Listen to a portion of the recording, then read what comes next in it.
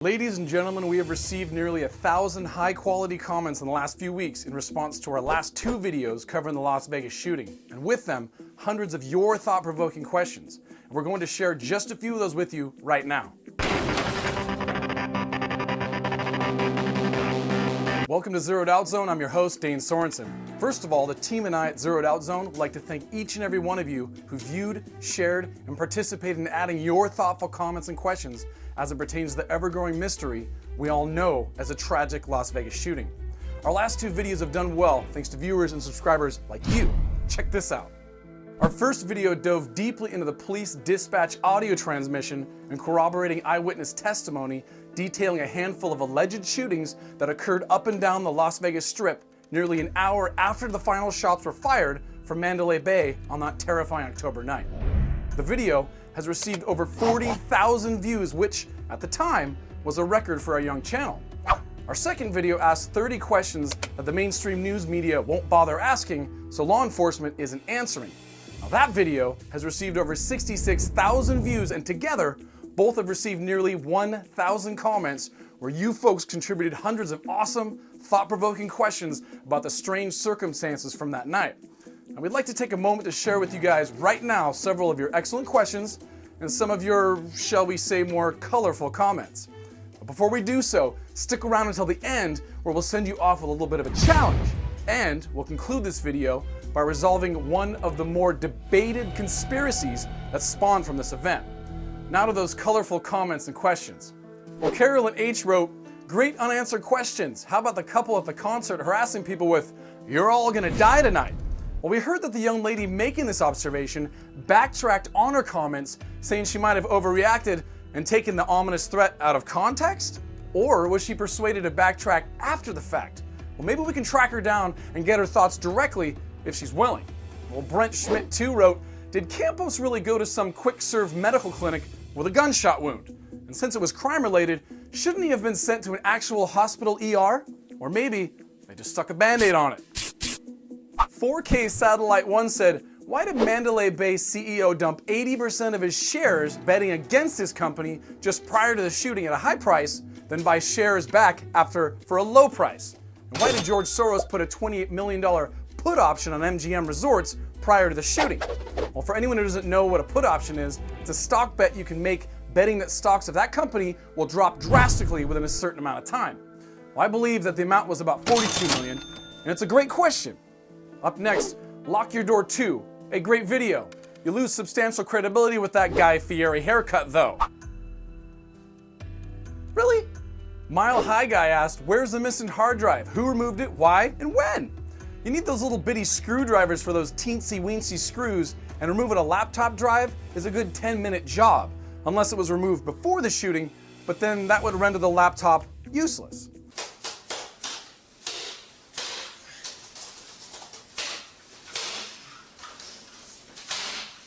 Planum 1211 said, "We are almost instantly provided a photo of the dead shooter Stephen Paddock, despite the potential of massive litigation.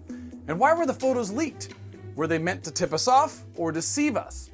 Well, Justin Wright 6 said, "Who needs a pile of guns to shoot a few hundred rounds? All you need is one gun and several magazines. WTF? Is that you, John Rambo?" John Doe wrote, "Okay, even if you had the answers, I can't do it. You sound and look like a fool." I don't know what you mean. The Lion wrote, "That earned a subscribe." Hey, we love lions, thanks man. Zach Martin 1 said, "Why hasn't Paddock's toxicology report been released? How did Paddock or whoever monitor the images from 3 cameras while shooting from 2 windows and reloading? And what was he using as a monitoring device? His phone? The hotel TV?" Well, based on comments from the police, at least 2 laptops were in the room, one of which was useless since it was missing its hard drive. Did anyone check Paddock's pockets? Where did he hide that silly thing? Well, Popcorn Man wrote, "Where's the Mandalay Bay valet parker Chad Nishimura? He hasn't been heard from since he told a Hawaiian news station he didn't see Paddock with any unusual, inconspicuous large amounts of luggage. He is one of the early people to show Paddock was there earlier than the original official timeline narrative." Good question. Is he surfing? Well, Stinky Monkey 213 wrote, "Some of these questions are so stupid, it makes this dude adorable." Thanks. We'd like to thank everyone who took the time out of their day to contribute your thoughts. It's obvious to us that you gave them a lot of consideration, and we came away very impressed. Now to our challenge. Now, it's public knowledge that the top floors of the Mandalay Bay are a separate hotel run by the Four Seasons hotel chain, owned since 2007 by billionaires Bill Gates and Saudi Prince Al-Walid Talal.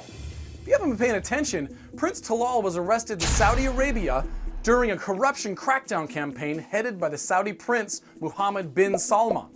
Many have theorized or outright declared that the Las Vegas shooting involved the Saudis in either a weapons deal that went bad or was an assassination attempt gone awry of the Crown Prince, who was staying just floors above Paddock's room.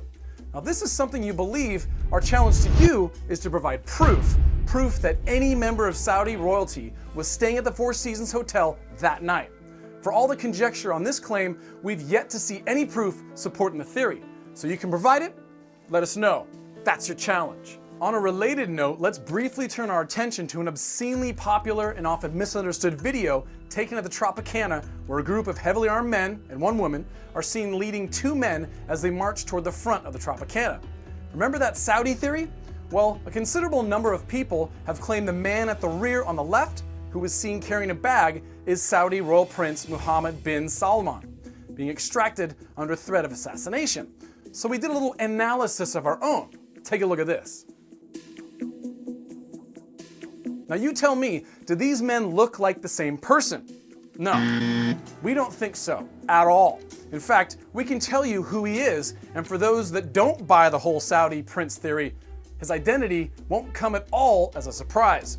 His name is Jason Buff, and he's a Tropicana hotel security officer who happened to be at a late night softball practice when he was called in. And the bag he was carrying? It was a sidearm. Apparently, with that escort, he didn't feel compelled at the time to remove it. Can't say I don't blame him.